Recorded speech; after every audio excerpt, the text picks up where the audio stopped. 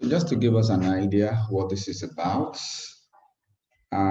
in this method, we're not interested in the curve, but we're interested in a point on the curve.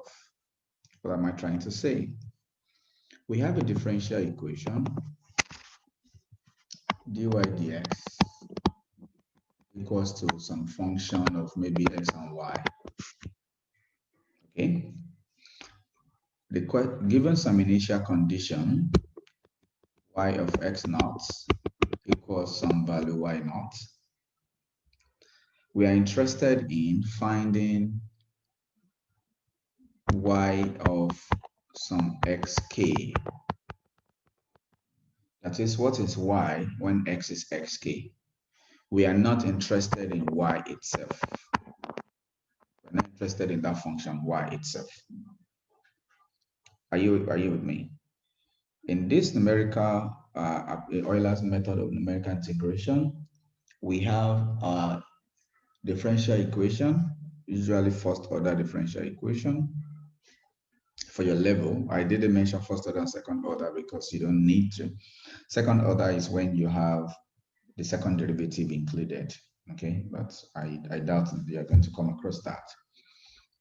Okay, now, unless if it's a direct integration that we have done with two initial conditions. But if it is normal differential equation, you've seen the past question is usually first order.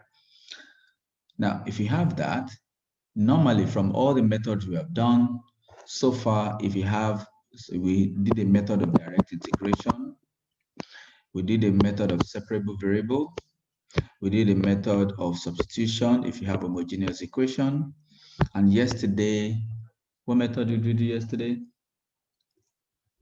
Integrating factor, right? All these methods is to be able to find y as a function of x. And if y of maybe some xk is requested, you substitute into this. Is that not? But in this case, we are not interested in this, but we're interested in this. So it becomes a bit difficult to know what is y when given a particular value of x. Nakita, are you listening? Because I notice you're looking down throughout. Apart from my voice, I'm trying to demonstrate something on the board, so I don't think you should be looking down, please. All right, so it becomes a bit difficult if you do not have your y, but then you have to substitute x into some unknown function. So what Euler's method does is to give an approximation, not the exact, because we do not know the function. So for example, please don't start, it's too early.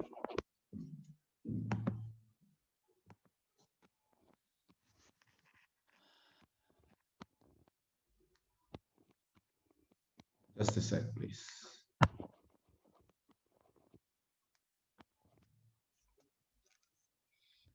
Did I turn off my pen? Okay, I'm back.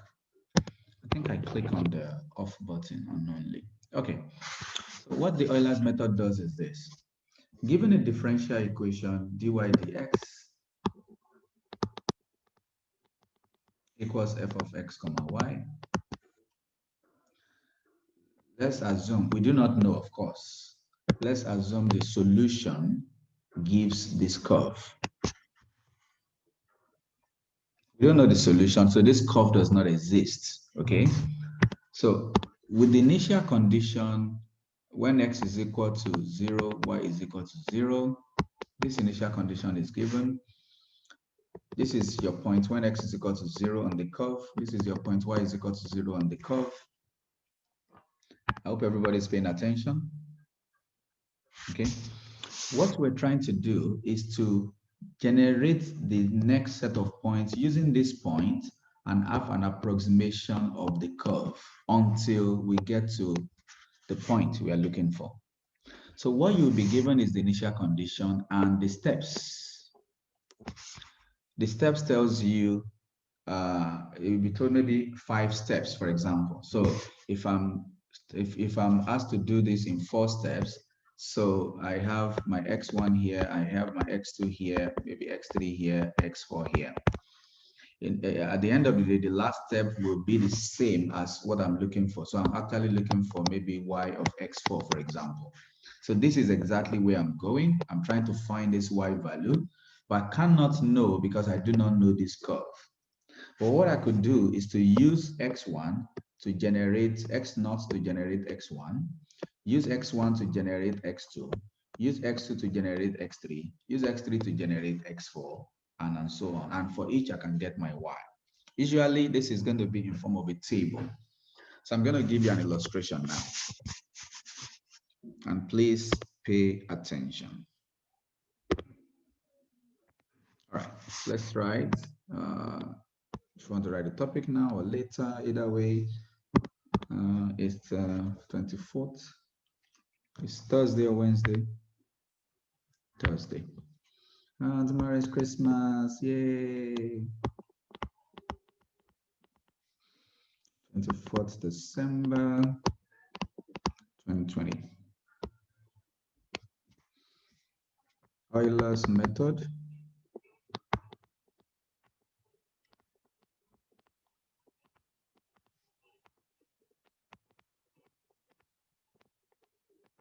Numerical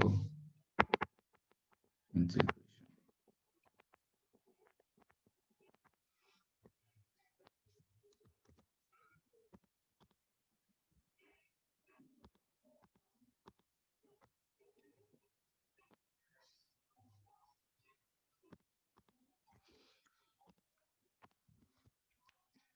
Given the differential equation,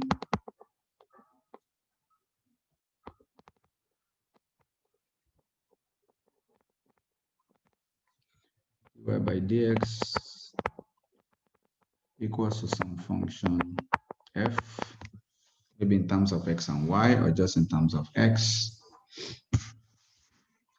So let me say f of x so it is easy for me to, even if it is in terms of x and y, I'm still going to generate a curve. And this curve can be said to be f of x. You get my point? I might have dy dx, for example, to be equal to maybe x plus y.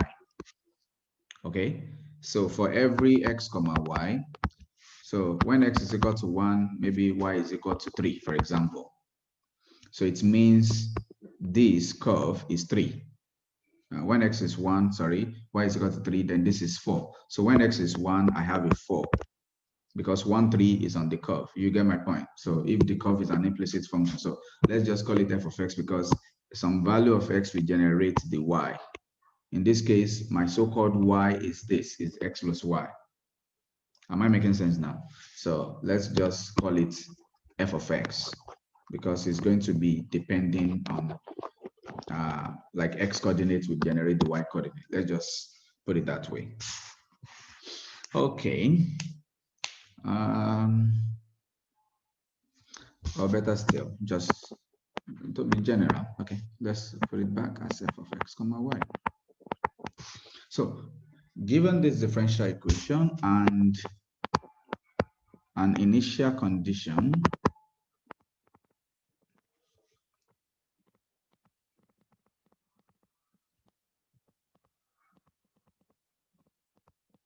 x naught and y naught, we wish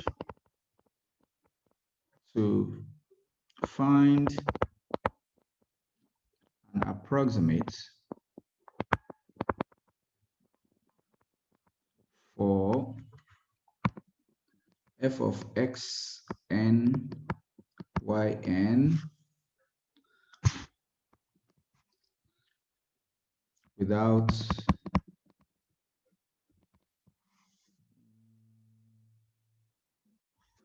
we used to find the dy by dx is this. Oh, my bad. Okay. This looks like we're substituting x and y n. So maybe this is not. We wish to find an approximate for y f of x n. okay, without finding y. Let me put it that way. I think that's better. Without first finding the curve or the solution y in terms of f. Yes, I think this is a better way.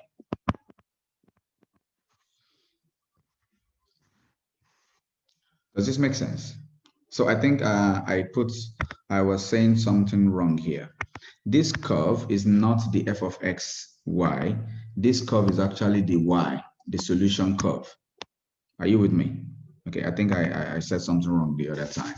Again, we have a differential equation such that dy by dx is a function of x and y. Okay, it's different from saying function of x over y, please. This is like a variable. F of x comma y means in that function, there is x and there is y. We don't know how the composition is. We don't know what the composition is. So take note. So this is better. Given this differential equation and the initial condition, we wish to find an approximation, not approximate, please. We wish to find an approximation for the value of y when x is equal to xn without finding y itself. So again, as the name implies, it's an approximation. Usually we're going to use like a tabular approach. I will show you in a bit, but before the tabular approach, I would like to give you a demonstration. Now this curve that is unknown, let's say it is this. Let's say this is the curve, that this curve, y is equal to g, but we are not finding it, so we don't know it. What we would do is you'll be given a steps. We used to find approximation for that in h steps, okay, without first finding this. You'll be given some steps. So what you do is you start with your initial condition, x naught, and of course this is the corresponding y naught, okay? With your gradient, the gradient of the unknown curve at this point, x naught, y naught is this. Am I making sense? So we're going to put in f of x naught and y naught. That tells you the gradient of that curve. We draw a tangent of that gradient at that point because that is the meaning of this. Okay? So on that tangent curve, so let's say this is the tangent curve. Let's say this is the tangent curve with the gradient. So what numerical integration is all about is that rather than when you move to x1, based on the steps that is indicated here, you're actually not finding the exact value, which ought to be this. What you are finding is this, based on that tangent line.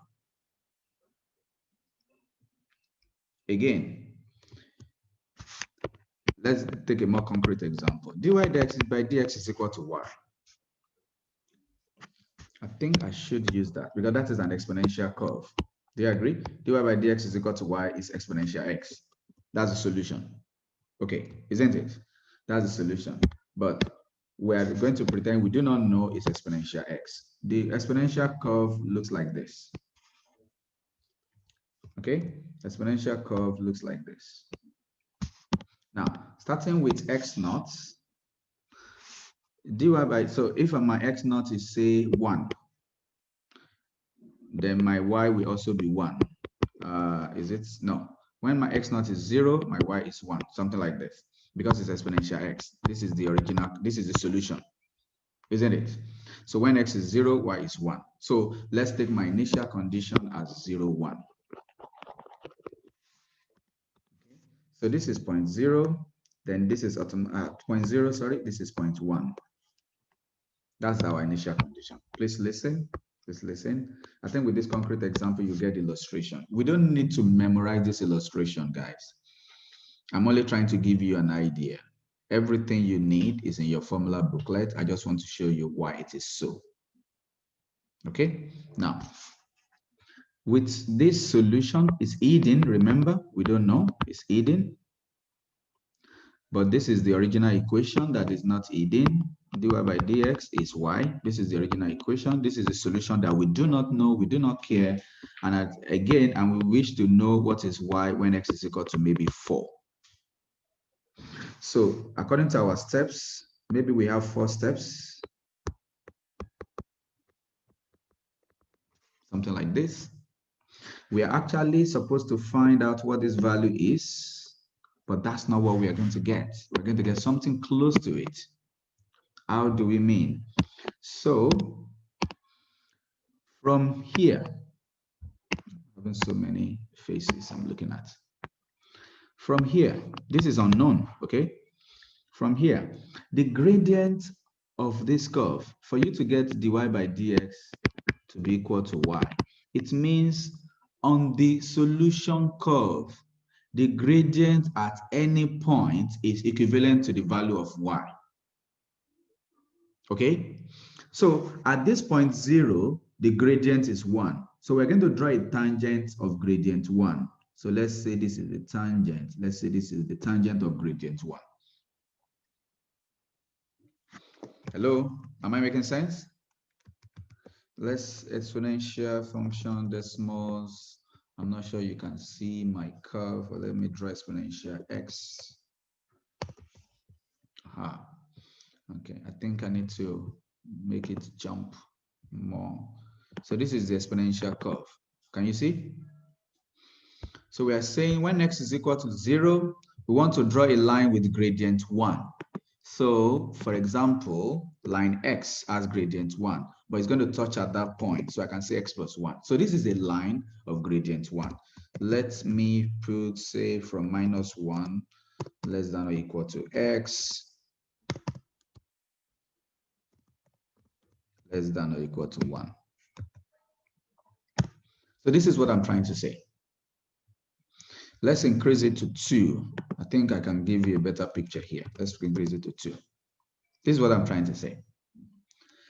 So now, when I move to 2, rather than getting this value, when I move to 1, rather than getting this value, I am actually getting this value. So this is my next point. Hello, are you with me? This is my next point. At this point, I go back to the equation again.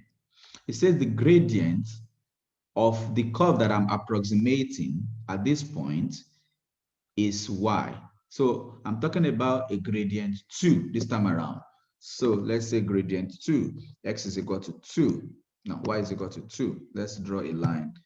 2x, that's gradient 2, right?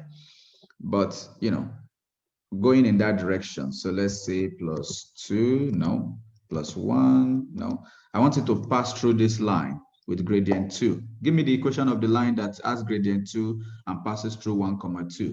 Y minus y1, which is 2, equals to x minus x1, which is 1. So I get y equals to 2x. Is that plus 0 or minus 4? Y is equal to 2x. Just that. Okay, that's weird. You get what I'm trying to do here? So let's change the coordinates. I think some of you are confused. Please, I need you to turn on your mic and maybe talk to me so I know if you are confused or not. So let's put this. So this is the next line. Let's change it to 0, for example. This is the next line. Okay, this is the next line. It's not the curve, it's approximation of the curve. When I get to the point 2, this is point 1. Point 1 enabled me to get an approximation of this. When I get to the point 2 now, I'm supposed to be dealing with some value of the exponential function, which is this. I'm supposed to be dealing with this, isn't it? I'm supposed to be dealing with this, but I do not have this curve. So I'm going to use this green line again. I'm going to draw a tangent to this curve, to this approximation at this point. Again, I go back to the original equation, which says dy by dx at any point is y value. So which means dy by dx at any point is 4. I'm talking about a line with gradient 4. And this line with gradient 4 must pass through 2, 4. So let's write the equation of the line. I hope you get what I'm trying to do with the equation of the line that I'm talking about. If I'm talking about a line with gradient 4 that passes through 2, 4, what would the line look like? Y minus y1, which is 4, into bracket x m, which is 4, x minus x1, which is 2. So y minus 4 equals 4x minus 8. So y is equal to 4x minus 4, right? So that is the new line that gives an approximate of what I'm looking for. So I put here 4x minus 4, maybe between this time around, between 1 and say 4. So this is my new line. You see, it's not the curve, but it's also going in the direction of the curve. Can you see that? There's this, look at this slope, followed by this one, followed by this one. The next one will also be the same. So if I go to the last point, which is when y is equal to 4, when y is equal to 4, this is for y is equal to 0, 1, 2, isn't it? Do I know for 3 yet? No. Okay, maybe we stop at this point. So let's say I take 3 steps. I can see already what my x and y values are. Let's say step 1, step 1. Can you see this? So I'm trying to find out what is the value of maybe 2, for example, or 3. So rather than getting this very huge number, I'm getting an approximation which is 8, something like this. Are you getting my point? So this is the idea of Euler's method of numerical integration. Okay, now let's go back to that board. So I show you how we do this computationally.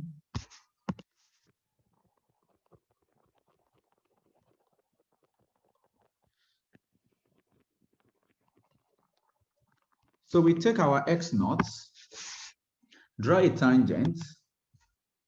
We're not drawing tangent actually in this way. Then from this point x1, we substitute into this. That tells you the next tangent to be observed. For this point x2, you substitute into this. That tells you what the next tangent looks like. x3 tells you what the next tangent looks like. x4 tells you what the next tangent looks like. And this can give you an approximation maybe at x5. So rather than getting this value, this is the value you are getting. So usually it's in a tabular form, such that for every x, you find out, let me show you your formula booklet. I think I have that from yesterday. We're going to do one now quickly. You'll see. Your x, look at the screen, please. Each time your x, the next x is always a previous x plus the step. Okay, a step will be given. It means the gap in between the x. So if you say step 1, it means between each x there must be a 1. So you're having from x0, from 0 you have 1, 2, 3. If it is step 0.5 and the initial condition is 1, 2, the next one will be 1.5, 2, 2.5, 3, and so on. So this is the x. And this is how you compute the next y. I'll show you why this is, which is the case now. Look, let's try to enlarge this portion. You are going to end up getting something like this, where this is your x naught. Maybe this is some xn, and this is some maybe xn minus 1, and this is some xn. On the x-axis, this is your gap h, because your xn is equal to xn minus 1 plus h. Do you agree? Talk to me, please. Yes? Okay. Now, on the y-axis, remember, this gives you your f of, I think this time around it should be g, because g is the curve, right? This is going to be your gxn, okay?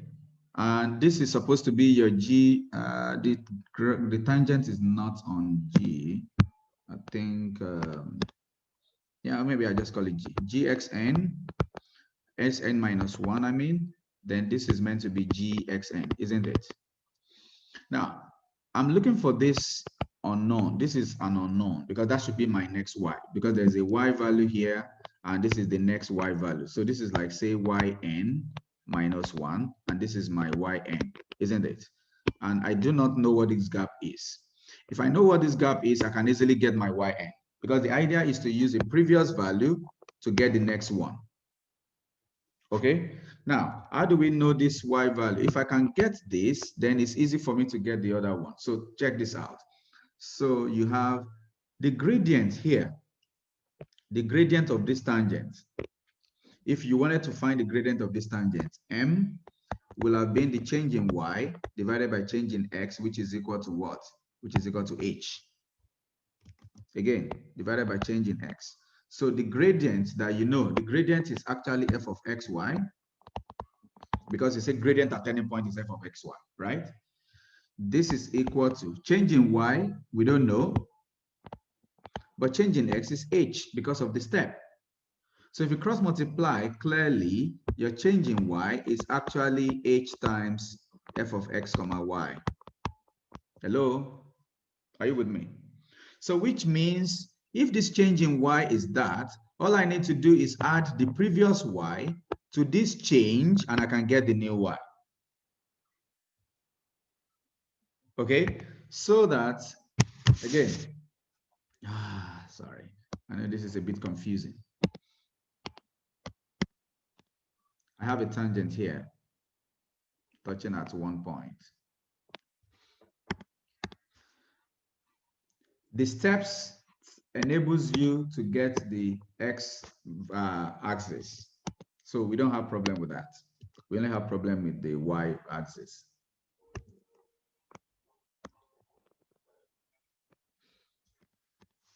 This is my xn, let's say xk, and this is my xk plus 1. And this is my h, the gap in between them. Okay, quickly. On this line, I can form a right angle triangle so that the base of that right angle triangle is h. The height of the right angle triangle is change in y. I know this, a previous step, I know this, okay? Or better still, we could call it x0 and x1. Maybe we call it that. So it looks like the initial condition. This is x0 and this is x1. x0 and x1. I know this because it's the initial condition, which is given as x naught, y naught. So this is y naught. So this point is y naught. I'm trying to find y1. Remember, the idea is to find y of xk. To get all the x is not a problem because of the steps, but to get the corresponding y is the problem. So if this is changing y, this is the y1 that I'm looking for. It's unknown. If I can get my change in y, I had to y naught, and I can get this. Now, according to your differential equation, dy by dx is actually f of x comma y. Okay? Which means for this part that is generated by xn, actually my tangents should actually touch at that point. I'm sorry, I keep drawing different things. My tangent is actually supposed to touch at that point. The point of contact is my xn. not the other way around. I'm sorry. I'm creating more confusion for you guys. So sorry.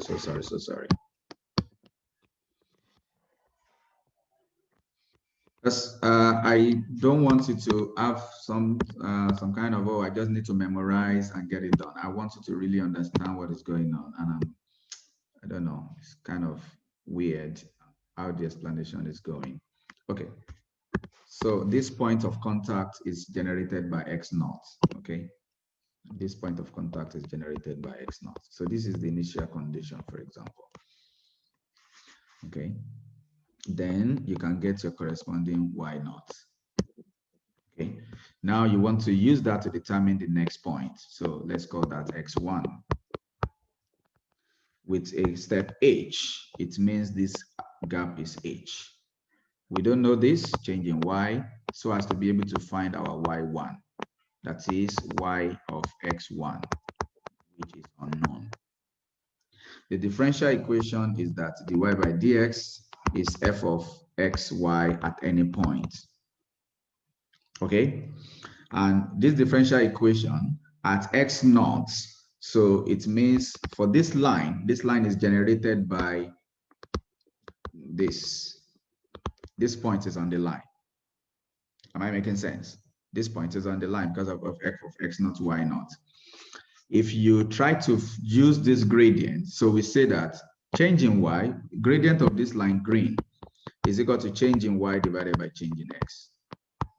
The gradient of this line is this because it's a value, right? The gradient of this line is f of x naught, y naught, and that is changing y divided by h, which means our change in y is simply h times this gradient of that line that was used to approximate the curve at that point. Which means if I'm looking for this line y1, all I need to do is y naught plus the change in y, because this is my y naught. So if I'm looking for this point y1, it's simply this point here plus this gap here. Are you with me? To be able to get the other one. That's the whole idea. Such that my y1 is simply y naught plus h times f of x naught, y naught. This is the whole idea. So with your x1, you can generate your y2. This is generated from x1, from x naught, okay? X naught is used to generate x1. Y naught is used to generate y1.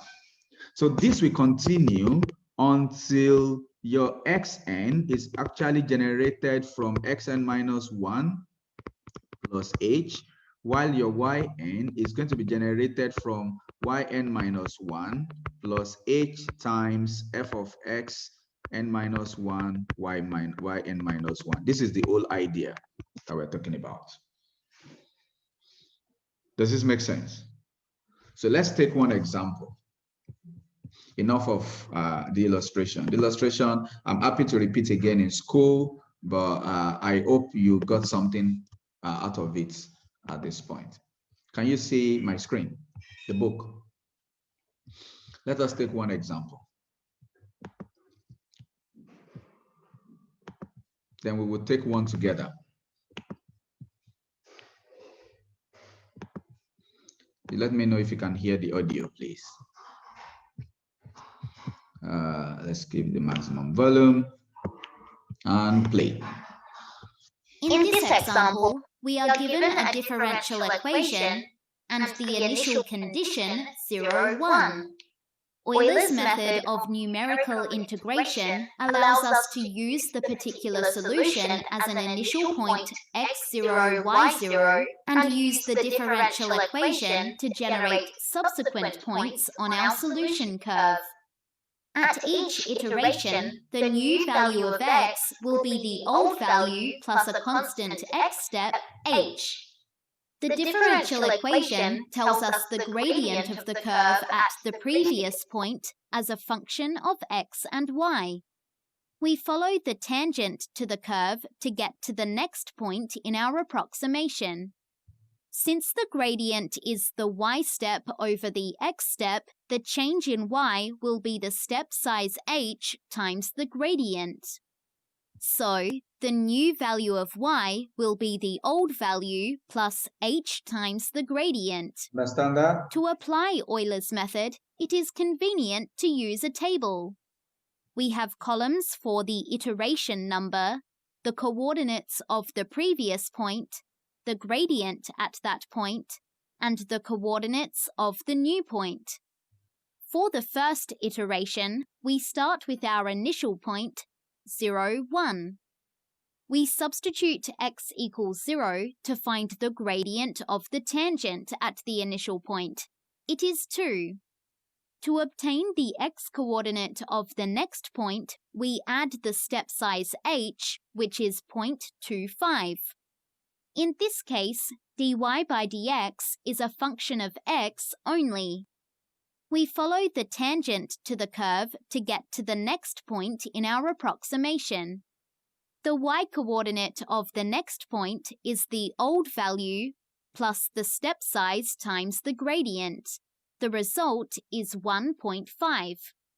We now use this point to generate another point. We substitute x equals 0.25 to find the gradient of the tangent at x1, y1. It is about 2.2840. To obtain the x-coordinate of the next point, we add the step size h. So, y of 0.5 is about 2.0710. We now estimate the same point using a step size of 0.1 for 5 steps. We again start at the initial position 0, 1, at which we know the gradient of the tangent is 2. To obtain the x-coordinate of the next point, we add the step size h, which this time is 0.1. We follow the tangent to the curve to get to the next point in our approximation. The y-coordinate of the next point is the old value plus the step size times the gradient. The result is 1.2. We now use this point to generate another point. We substitute x equals 0.1 to find the gradient of the tangent. It is about 2.1052. To obtain the x-coordinate of the next point, we add the step size h. We follow the tangent to the curve to get to the next point in our approximation. The y-coordinate of the next point is the old value plus the step size times the gradient. The result is about 1.4105. We now use this point to generate another point. Each iteration, we calculate the gradient of the tangent and the coordinates of the next point. We find that y of 0.5 is about 2.1168.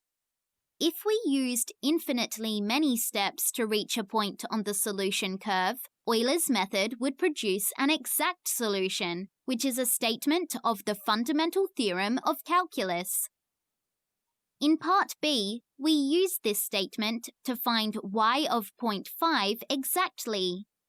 It is y of 0 plus the definite integral of dy by dx from x equals 0 to x equals 0.5. We can calculate the integral in this case because the gradient is a function of x only, and one which we know how to integrate. We substitute y of 0 and the gradient function, and we then integrate term by term. We evaluate the antiderivative at x equals 0.5, then subtract the antiderivative evaluated at x equals 0. We then complete the calculation. We find that y of 0.5 is about 2.14872. Compare this to our results in Part A. The estimate using Euler's method was more accurate when the step size was decreased and the number of steps increased accordingly. There is something, there is a concept that I skipped in your book because it was going to waste our time. That might have helped you understand the how integral under the curve is done. I'll show you briefly. Techniques of integration, now introduction to integration. Yes, approximation of area under the curve. Can you see this? Can you see approximation of area under the curve? Or are you still seeing the tutorial? Okay, so you see, area under the curve, we did definite integral, right? But you can have an approximation by finding area of these boxes. You realize that the smaller the boxes are, the more accurate your area will be to the exact area. Do you understand that? For example, let's see if I have a similar one. Look at this. You see, with this smaller value, the extras are very small. Unlike in the previous one, you see, the extras are so huge. So that was what the explanation was talking about, that if you decrease the steps and you increase the number of iteration, of course, when you decrease the steps, it automatically increases the iteration. You will get a better approximation of what the area should have been. Do you understand? And same with this situation. Please raise your hand if you understand what I've just said. Okay, great. So let's take one together from your textbook. Let's take one together from your book and let's do it together now. And I want you to please participate. I kept it to last so that it's not too boring for us. So all you have to remember is this, okay? And I want us to write that down. Xi, that is at any point I, maybe we follow the way it is in your formula booklet. So we're going to follow it the way it is in your formula booklet. Your formula booklet shows this. So I'm going to take a screenshot of this and send to us. And your formula booklet is called XN. I think that was what I also put on the board. So here is your formula booklet for the exam. So this is going to be sent to the group now. Okay, so keep that. All you have to remember is xn plus 1 is equal to xn plus h, and yn plus 1 is equal to yn plus h times the derivative given. Remember, the derivative is that right-hand side of the differential equation. Am I making sense? At any point, xn and yn. This is all we have to remember. The rest is just to draw a table and continue until we get to the point that we need. So let's take one problem. Let's do question 2. Okay, it says plot. We don't have to plot. Let's do question 3. Can you see? Let's do question. Oh, yeah, we could do question 3. Use Euler's method with step 0.2 to estimate that. You see, the step is 0.2. So how many iterations are we dealing with here? Everybody put on your mic. The step is 0.2. We are looking for y of 1. The initial condition is at x is equal to 0. How many iterations are we looking at? 5. 5. Are you sure? You have your 0, 0.2, 0.4, 0.6, 0.8 before you get to 1. How many iterations are there? 6. 6, not 5. Who was that? Okay, that's Miss K. 6. Okay, Mr. Cheng, nice try. Because the initial condition is the first iteration, is the first thing you have to do. Am I making sense? So let's now draw a table. Everybody, draw a table. The first column of your table, call it X. How about I take a screenshot of the picture first and send to the group? So even if I take this window off, you can see. Now I take a better picture, the old chapter. Just a second. But you draw a table. The first column is X, a table like this. I think I'll make the table kind of clearer than what we can see in the book. So it doesn't have to look exactly like the one in the book. And I'll tell you why. So this is the first part of that page. Turns out number 2. Okay.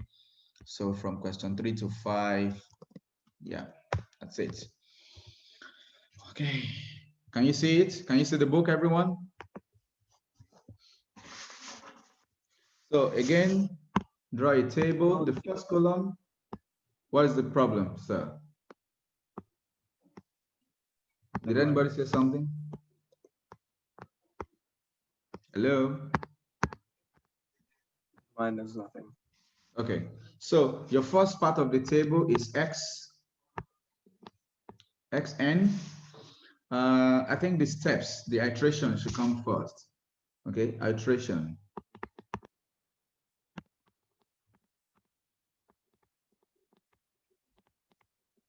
Iteration, xn or xi, it doesn't matter. But I'm using n because your formula booklet is in terms of n. And that's what you're going to be using. So yn, okay, and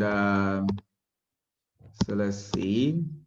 So put this down. I probably wouldn't need all the lines I'm creating, which is fine.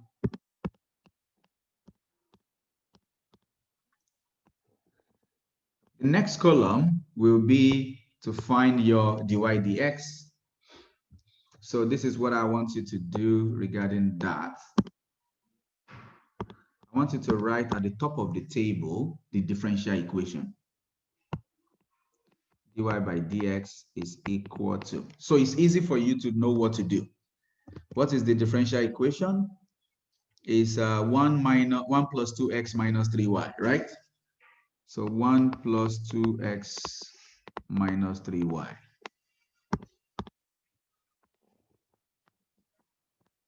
The next two columns also, I want you to write what it means. So the next is to find xn plus 1, which is the next step after xn. I want you to write either in front of it, if you have enough space. If you don't have enough space, you could write this as this. You write dy by dx at the top, and at the bottom, you write your 1 plus 2y minus 1 plus 2x minus 3y, maybe in a bracket, something like this. Just so you know what to do. That's the whole idea. Okay, I think I prefer the second one. So I prefer the second one for me personally. So dy by dx, how I get it is 1 plus 2x minus 3y. At the top of my table, I should have my differential equation and the initial condition, please. So if you don't mind, please put that at the top of your table. The differential equation and your initial condition. My bad. So I'm going to do that again. So the problem to be solved, first, we are trying to solve dy dx. This example is from page 679, question 3. Just in case. So page 679, question 3. So we're trying to solve dy by dx, 1 plus 2x, given this, okay? And initial condition, what is the initial condition? Anybody want to help? Initial condition. Y equal 1, 1, x is 0. Thank you. Y0 is equal to 1. Y0 is equal to 1. How many steps you were told? Step size 0.2, that's all you know. So it means h is equal to 0.2. That's the step size, right? So after you write this, then you can start with the table that I was talking about. So iteration, actually your iteration column is not necessary. Okay, I just want to follow what you saw in the example. Iteration column is not necessary. So the first thing is, okay, our xn. The next is going to be our yn. Okay, put enough space because you never know if you are dealing with 4 decimal places, for example. you probably need, X will not take so much space, but white could take space. Okay, please make your work neat. The next thing is the dy by dx, that's your third column. So that is where I need you to write 1 plus 2x minus 3y, for example. So basically, you are just doing substitution. That's why I like to put this here. Okay, so substitution. So whatever that is, we have a column for that. The next column for us will be xn plus 1. And that is simply our xn plus h. You can put it in the bracket again as follows. So my xn plus 1 is basically my xn plus h. Or you can say my xn plus 0.2 because my h is 0.2. And my last column will be yn plus 1, which is simply yn plus h times the dy by dx column. Okay? So with this, I can have a more cool, should I say cool? My table is cooler now. Something like this, and something like this. The rest is calculator. The rest is calculator. So make sure you have your calculator. So the first iteration is when you can complete the x column first. X1 is 0. The first x, which is x0, is 0. That's the initial condition. So that's why I call it x0.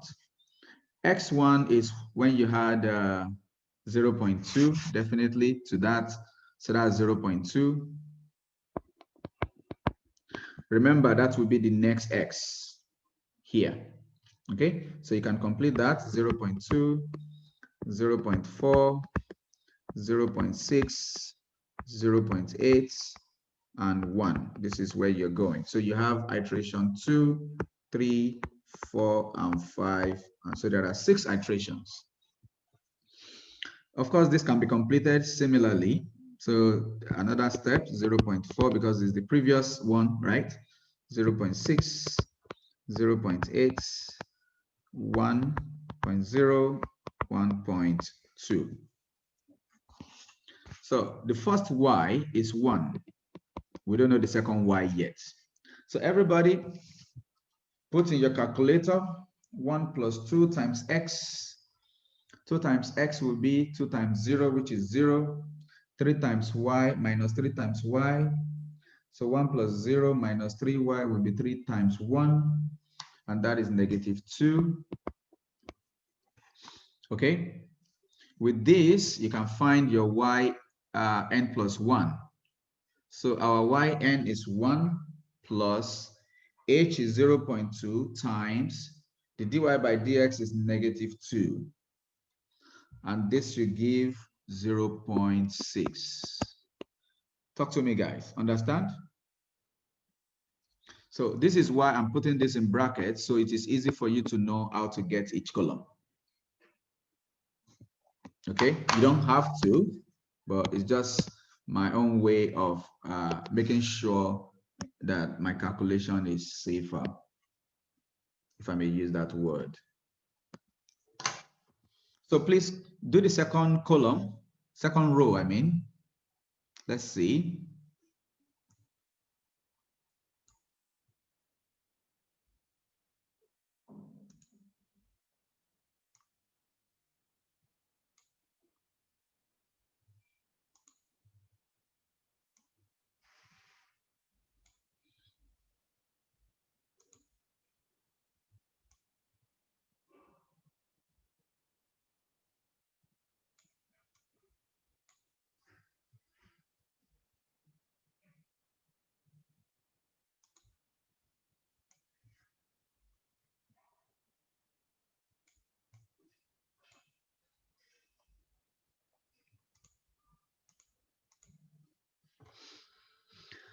Someone tell me what is y in the second iteration, what is yn?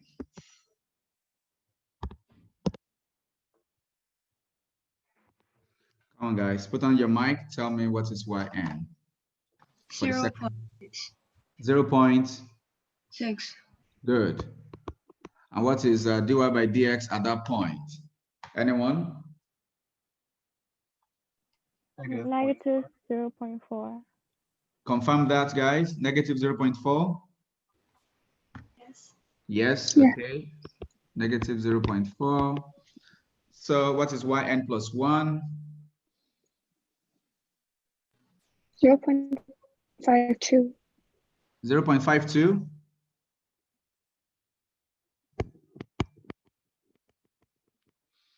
So which means this is 0.52 now, yes?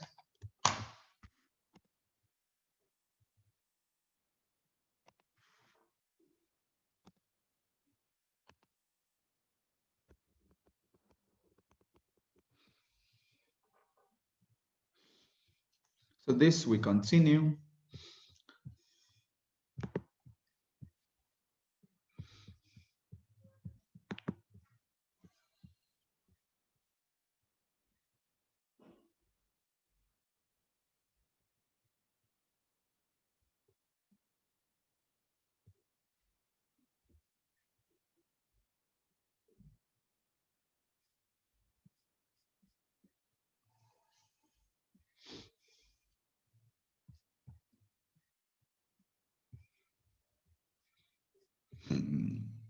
Let's see. So it's not difficult. It's just the table, the iteration. So it's something very easy.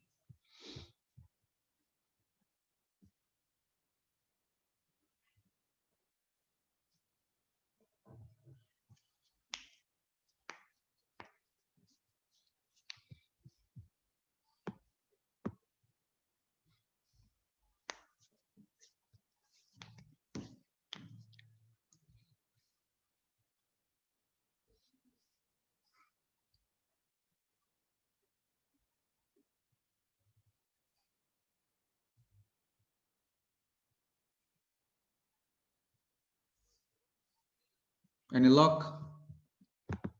Anyone finish yet? Still busy.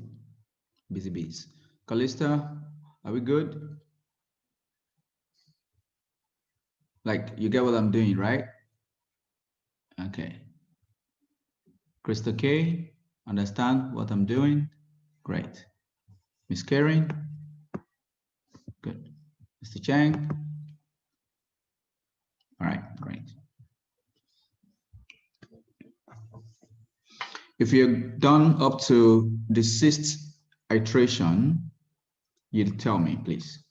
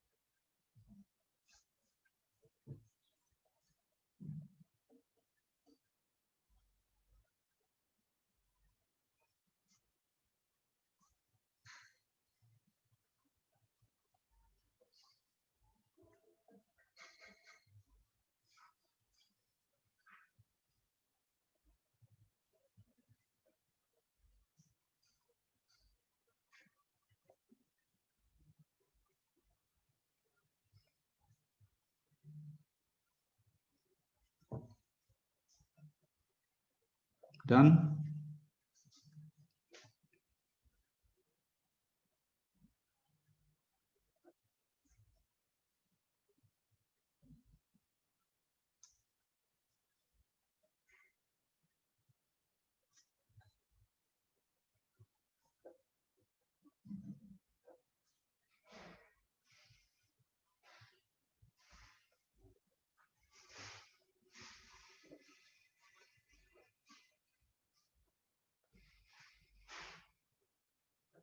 Nakita, are you done? Up to the last one. What do you have? For the yn is 0.7869. 7869. Okay. And then dy dx is 0.6393. Sorry, again. 0.6393. Yes. And then it's 0.89676. You will be told the degree of accuracy anyway in the exam. Okay, so you don't have to write everything. It could be first significant figure, it could be 2, you'll be told. So this is okay. Okay. Can you think of this question while I'm waiting for others, Nakita? And tell me which of the methods of solving differential equation you will apply to solve this differential equation to get y. So that when we know our y, of course, using the initial condition, then we can try to find out y of 1 and see if it is close to the approximation. Can you think of a method? Don't speak yet. Just think about it. Which of the category of the differential equation solved so far do we have here? So think about it. And anyone who has finished also, think about it.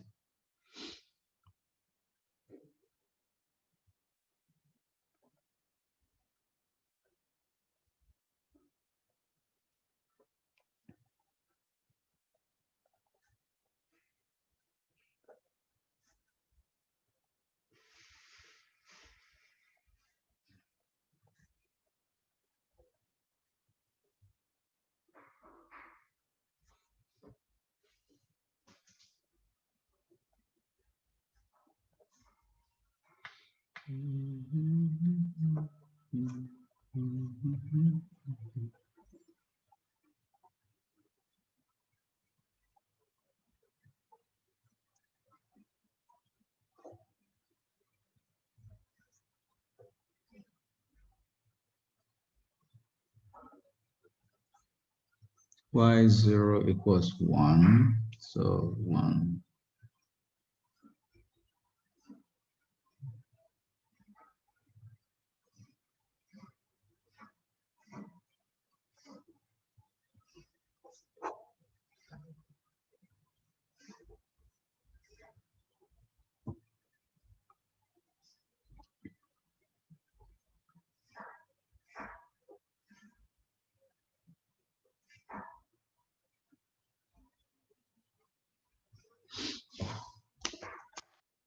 Done? Others, are you done, please?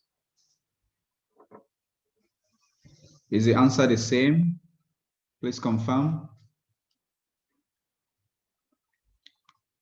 Ethan, do you get the same thing or you're not there yet? Yeah, I got the same thing. All right, Okay. Clarissa? Yeah. Clary, the same thing? Or you're still doing? Clary. I think I got different for the last one. Uh-oh. Did you get this 7869? Yeah. Did you get this 6393? You're just supposed to substitute this x and y into this function. Check that. Mr. All right. Daniel, Yes, what's that? I also got a different answer. Oopsie. The last step? Yeah. Okay. What about Verna, Lillian? I only got a different answer for the last one for yn plus 1. But every other thing is the same here. Yeah. Oh, Krista, are you talking about the last one one also? Okay, so Nakita, you need to check just in case the error is from you. I'm going to check on my end. Since everybody agrees with everything except this, right? Looks like we agree except this. Let's all check. So let's put it in. Yn. I think it's mine. Okay, so the error is from you. You didn't take enough coffee, that's why. Yeah. 6393. So do you guys have 91476? Yes? All right.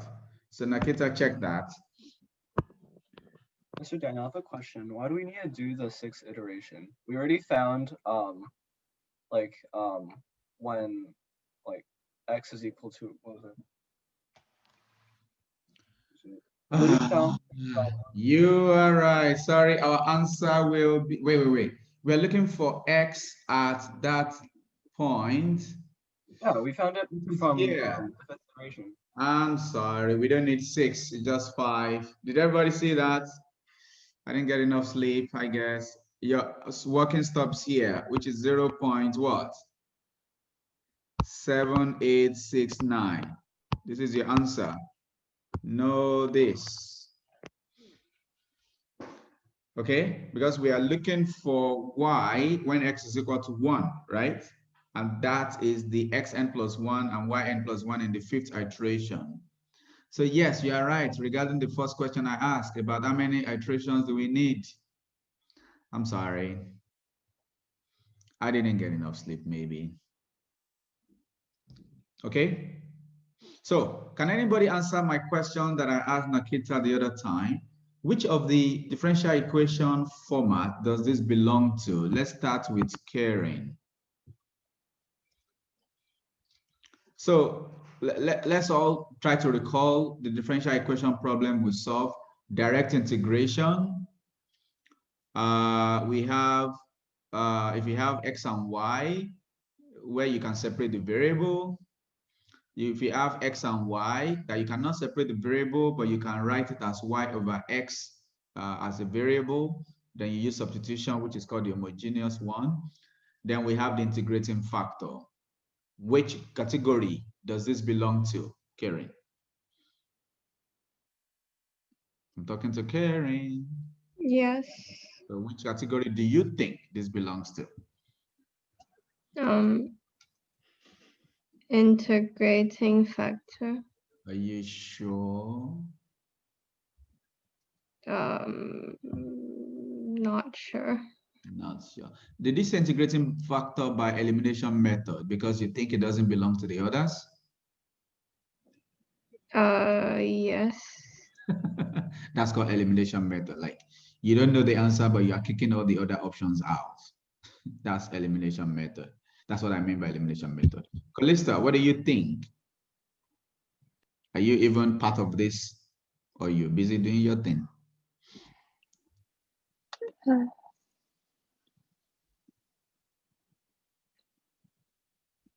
What is Krista K drinking? Callista, what do you think?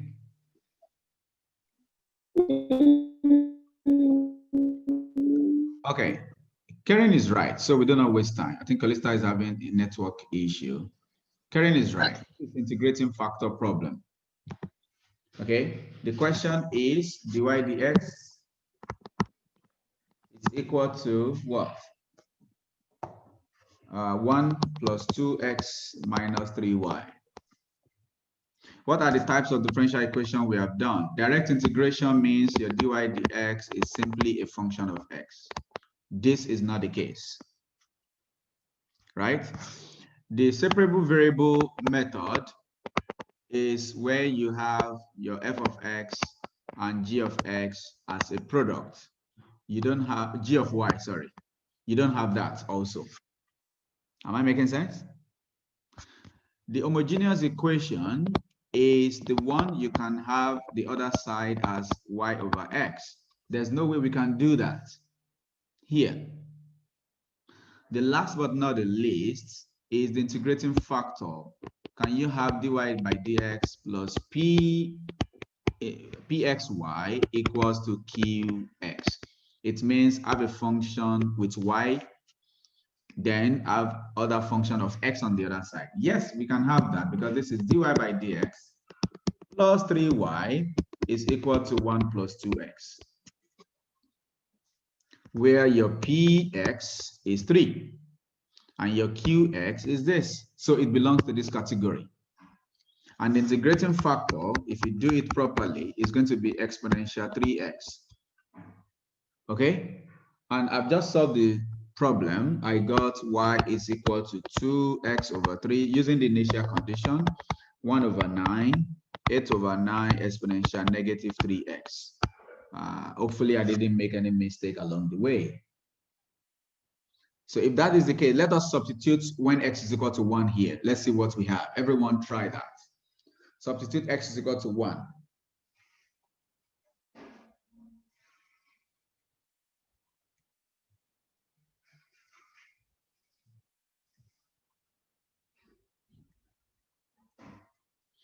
Where's the exponential?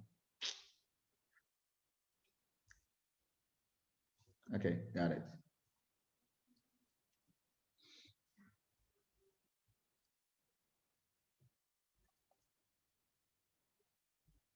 Anybody? What do you have?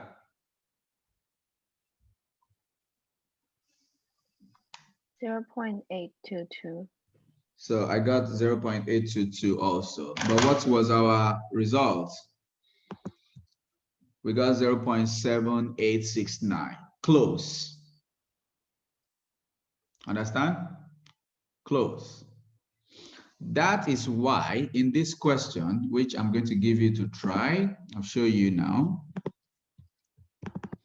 This is one past question. You see, the first part says, use Euler method to solve this using step 0.5. Oh, that means in 2 steps, right? It's just 2 iterations, right? Do you agree? So with this, correct the significant figure, then the next thing is to solve it. Solve it means use your previous knowledge, not Euler method. Which of the category do you think this belongs to? Which of the type of equation? Direct integration, separable variable, homogeneous integrating factor. Which one do you think this belongs to, guys? Homogeneous. Say that again. Homogeneous. Homogeneous. Does everybody agree? Yes. But it could also be integrating factor. Am I right? Can I say that? Lillian, do you agree? Can I also say we could use integrating factor? But my px could be 1 over x, negative 1 over x. Hello? My px could be negative 1 over x. Okay? So I could use either of the 2 methods to get it. And my qx would be 1 over 2. Okay? So the next question is to solve it. And then you have to find the percentage error when y of 3 is approximated in the final rounded part. So the difference between the 2 results, find the percentage error. That's what this question is about. Hello, do you understand what I've just said? That's what this question is about. This is one of the past papers. Oh, I think it's from Revision Village. So a similar question should be in the past paper. Most questions from Revision Village are clone of the past paper. Okay, they are clone of the past paper. I think I need to adjust this. 21 shouldn't be here. I might need to send you a new file, no problem. Okay, so that you don't start looking for something else. Any questions, please, before we go? So this is what the numerical, Euler's method of numerical integration is about. The next thing I want to discuss with us quickly, because we had a deal not to go beyond, is the Maclaurin series. Okay, so I'm going to show you how to do Maclaurin series briefly. It's very easy stuff. Some Maclaurin series are already given. So you might come across questions that says, assume the Maclaurin series for sine. It means go to your formula booklet and copy it. But we're going to see how the Maclaurin series of sine cos is derived. Okay, you see this, look at this. Let me share what I've just opened. Look at this problem. This is a past question. Using the Maclaurin series for the function exponential x. Is everybody looking at my screen? Callista is doing something else. This is why people get confused, because you will not pay attention. That's why people get confused. People don't pay attention. This question says, using the Maclaurin series for exponential x. in so many questions, you might come across that. Look at this also. Using the Maclaurin series for, did you see this? For arctan. Okay? And, you know, and so on like that. Find the Maclaurin series, blah, blah, blah. So use the results, use Euler. Okay, I'm just trying to find using okay, look at this also. Assume the Maclaurin series for exponential x. Okay, so once you come across that, it simply means use what you have in your formula booklet, which is this. Okay, so the question is, how do we generate Maclaurin series ourselves? Assuming the Maclaurin series is not one of these default ones. If you recall, when I was teaching you complex numbers in Form 5, I wrote some series on the board to generate exponential sine theta, exponential I theta is equal to cos theta plus I sine theta. Do you remember that? And I said you will learn to do that yourself later under Maclaurin series. We are there now. So in the next 10 minutes, I'm going to quickly discuss the idea of Maclaurin series with you. It's not something that takes time, trust me. So let's write somewhere. You can leave some space if you have not done your work. Let's just take 10 minutes to do it. It's just differentiation and substitution. Trust me, it's just differentiation and substitution. So Maclaurin series expansion. Let me see so I don't miss the spelling. Maclaurin, I think I'm right.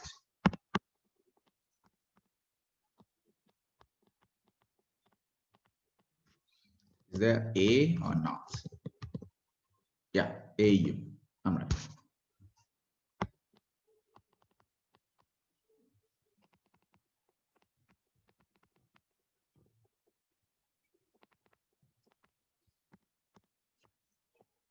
How the formula for the Maclaurin series expansion came about, don't worry about it. It's an extension of something called the Taylor's theorem, but you shouldn't worry about it. The Taylor's theorem is kicked out of the syllabus. I noticed it was in the IB, maybe paper 3, HL syllabus in the previous life, let's put it that way. But right now it's kicked out. So you're lucky you only have Maclaurin series and the formula is already given. So let me show you from your book.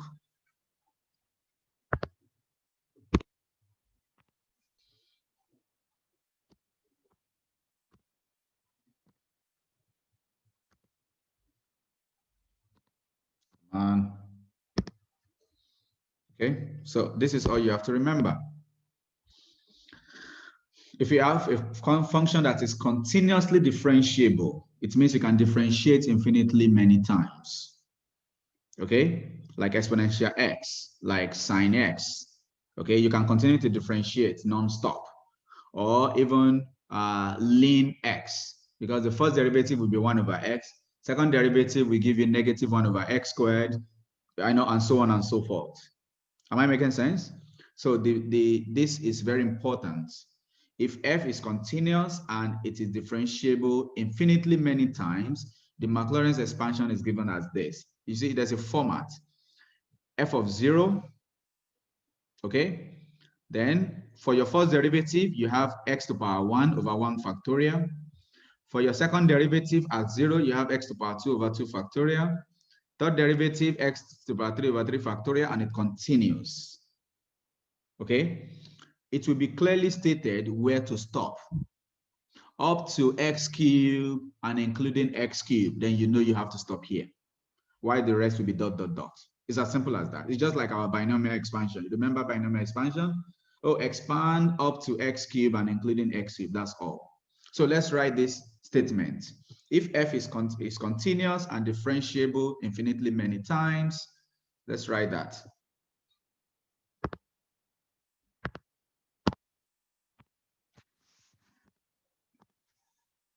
Let's f be a continuous function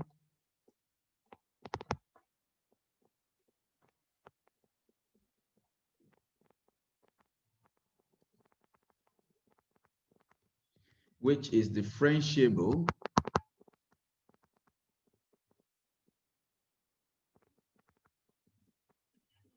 infinitely many times,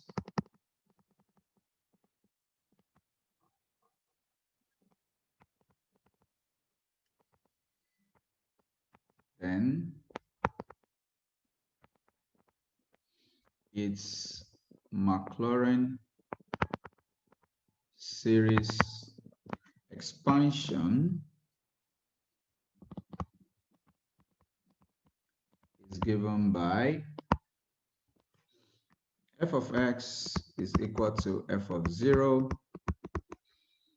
plus x first derivative at 0, x squared over 2 factorial, second derivative at 0. I'm trying to use the format in your formula booklet. When I was learning, this is how I write, something like this. Okay, so I'm trying to use the format in your formula booklet. So x cubed over 3 factorial, third derivative, 0, and it continues. That's all. Of course, no need to memorize this. Let's do expand or find the Maclaurin series expansion of, that should be the statement.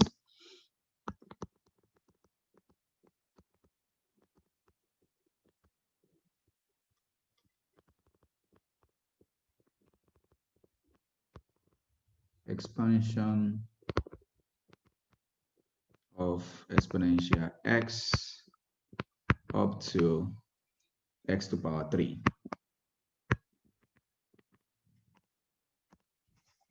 This is all you have to do. Everybody, give me a minute and listen, please. Please listen. So f of x is given as exponential x, right? Look, f of x is exponential x, right? It says up to x cubed, right? It means you differentiate 3 times.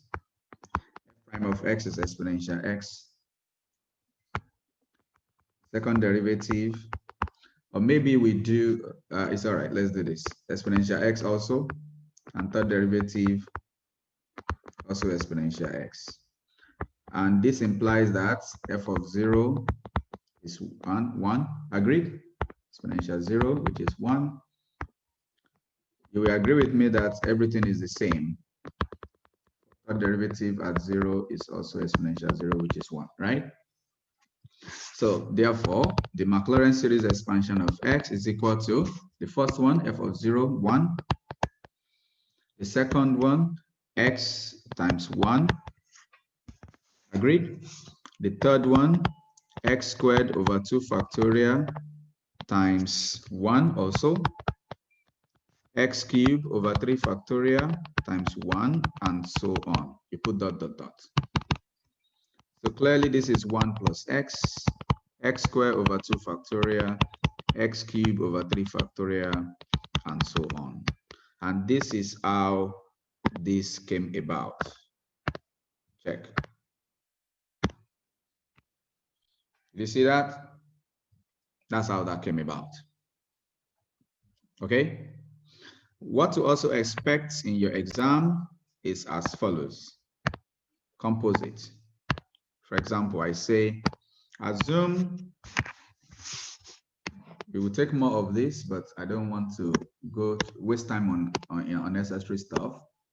Assume the expansion, Maclaurin series expansion, of course, of exponential x. Find the Maclaurin series expansion. Find the expansion. When I say expansion, I mean the Maclaurin series expansion in this case. Find the expansion of, we have 2 minutes, exponential negative x. So because it says assume the expansion, all you have to say is from, or as a matter of fact, let's change this question. Let's step it up a little bit. Find the expansion for exponential negative 2x. Okay, so from exponential x, you copy that. from your formula booklet if you do not know it already. Easy to memorize. Okay, you copy that. All you have to do is change position of x to the position of this. That's all. That's all. So it implies that exponential negative 2x will be 1 plus negative 2x, right? Plus negative 2x squared over 2 factorial, negative 2x cubed over 3 factorial, and so on, which will be what? 1 minus 2x. This is 4x squared divided by 2. Why this is negative 8x cubed divided by 6. So which means you can say 1 minus 2x plus 2x squared minus 4 over 3x cubed, and so on. And it's going to be an alternating series. That's all.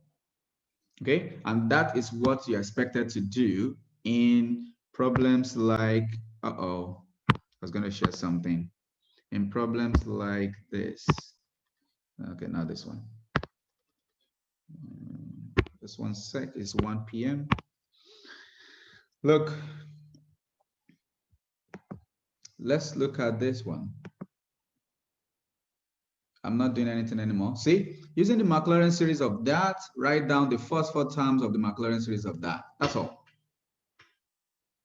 Okay, hence find the first 4 terms of this series, which means, you know, write the first 4 terms you got from here in the integral, integrate it, and, you know, something like that, which may not necessarily be the case.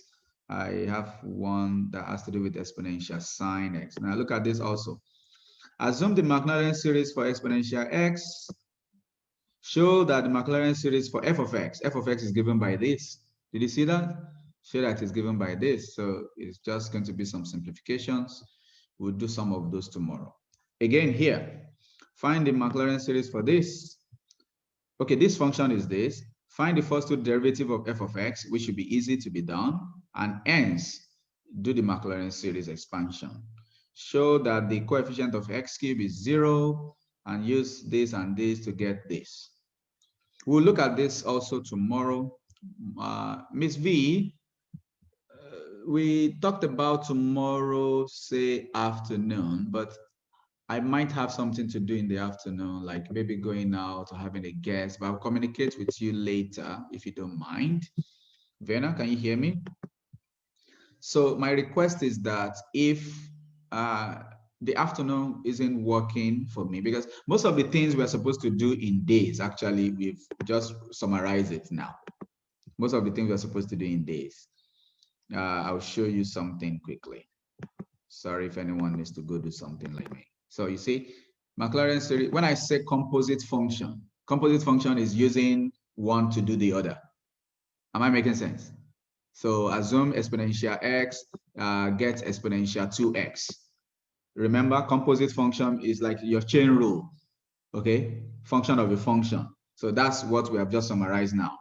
Addition and subtraction is given the Maclaurin series of sine and the Maclaurin series of exponential. You are supposed to find the Maclaurin series of sine x plus exponential x. That's what that is about. So even by the end of tomorrow, we are likely to even complete everything, because it's just do some Maclaurin series expansion on your own, and I can leave you to, you know, do some practice on your own later. I think the only one I might want to spend time on, maybe on Saturday, will be this Maclaurin's differential equation from Maclaurin series. Okay, so I think all things being equal, even Saturday we should be able to end it. Okay, so Miss V, if you don't mind, if I have something to do in the afternoon, I'm not sure yet. We will, Miss Topsy and I are planning something. So if it's not going to work for us in the afternoon, we might have to meet in the morning, so we do not, you know, transfer our stuff to the more days. And would you be comfortable to just see the video and get your work done? Yeah, that's okay. All right. So sorry about that. Okay, guys, sorry, I had to quickly rush in that, so that I'm sure it's not difficult. Everybody get the idea of what to do with Maclaurin series expansion. Yes? So again, I'm going to assign some work. Of course, some people have not turned in the first work from the first day. Is fine. I know people are busy with a lot of things. The idea is just for you to practice something. So I know that you understand the idea. Is not recorded, nothing that has nothing to do with your grade or anything. But I just need to be sure that, oh, what we discussed in class, mistakes are being fixed. Everybody understand what to do. Okay? All right. Thank you. See you tomorrow. I'll post the video as soon as it's converted.